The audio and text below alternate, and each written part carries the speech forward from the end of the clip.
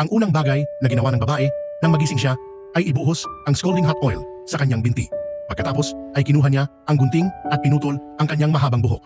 Lahat dahil sa kanyang nakaraang buhay habang tumatanggap ng isang parangal. Ang isang ginang ay biglang sumugod sa entablado na inaakusahan siya ng pagnanakaw sa kanyang asawa. Kinundena siya ng lahat at tinapos niya ang namamatay na tragically sa lugar. Hindi niya inaasahan na kapag binuksan niya muli ang kanyang mga mata, babalik siya sa gabi bago ang seremonya ng award. Sa sandaling ito ay naalala niya sa kanyang huling buhay. Ang kanyang malayong nakababatang kapatid na babae ay biglang nag-alok sa kanya ng inumin. Matapos niyang ininom ito ay nawalan siya ng malay. Ngayon, naintindihan niya. Ang baso ng alak na iyon ang simula ng bitag. Nang muling binigyan siya ng kanyang kapatid na babae ng isang baso, agad niyang itinaas ang kanyang kamay at ibinalik ito. Ngunit ang kanyang kapatid na babae ay nagdala ng isa pa na nagsasabing ang alak ay espesyal na inihanda ng kanilang ina. Agad siyang naging alerto at itinulak ang baso. Upang maiwasan muli ang kanyang kapatid na babae, kailangan niya ng isang perpektong alibi. Pagkatapos ay binigyan siya ng kanyang ina ng isang pamilya na heirloom jade bracelet. Bigla niyang naalala na sa kanyang nakaraang buhay, ang kanyang ina ay napunta sa ospital sa huling sandali, na iniwan siyang walang nagsasalita para sa kanya. Ngayon, hanggat nanatili siya sa kanyang ina, magkakaroon siya ng isang saksi.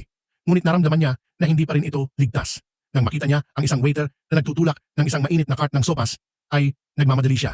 Sinasadyang ibubura ito upang ang kumukulong sopas ay sumabog sa kanyang binti. Nagpanik ang kanyang ina at nais na dalhin siya agad sa ospital. Ngunit tulad ng naabot nila, ang mga reporter ng pinto ay lumitaw.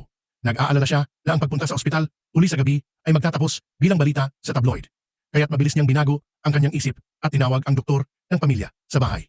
Sa pagtingin sa mga surveillance camera sa kanyang tahanan, naramdaman niya sa oras na ito siya ay ganap na handa. Ngunit ng gabing iyon ay nais ng kanyang ina na matulog sa kabilang silid. Nagmamadali siyang kumilos na nasira upang manatili siya. Gayunpaman, naramdaman pa rin niya na hindi ligtas. Kaya't lihim siyang pumasok sa banyo at ginamit ang gunting upang putulin ang kanyang mahabang buhok na hindi pantay na maikli. Ang lihim na ito ay isang bagay lamang na alam niya mismo.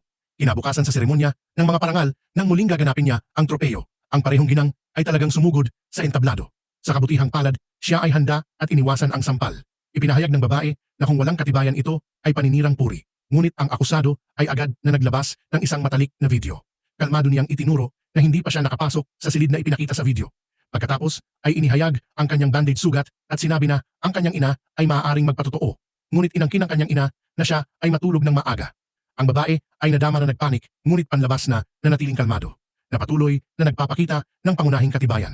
Ngunit ang kanyang kapatid na babae at ang kanyang grupo ay tumanggi pa ring sumuko na nagsasabing ang isang sugat ay hindi maaaring patunayan ang kanyang pagiging walang kasalanan.